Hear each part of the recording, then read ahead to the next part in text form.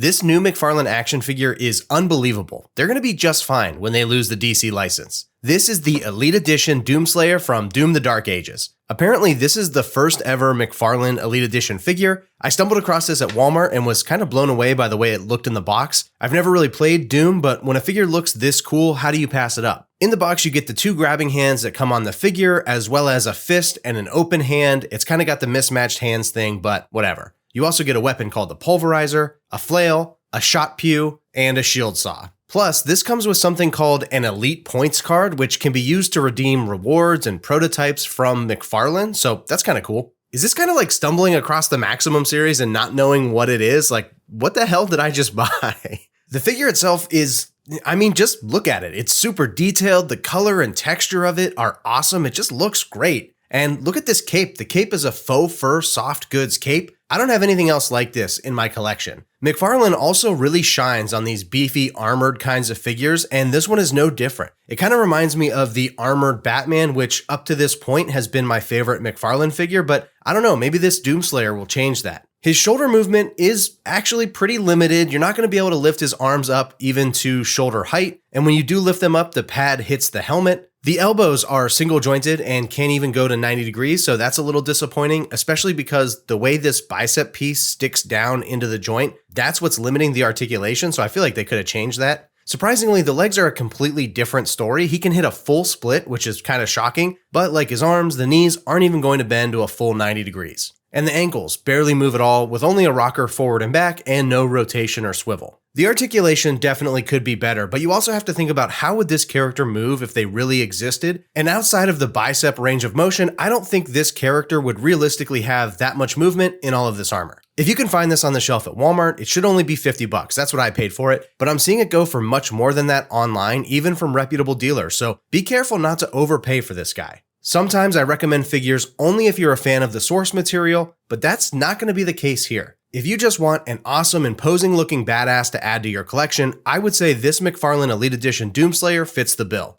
Articulation aside, I'm really impressed. But what do you guys think?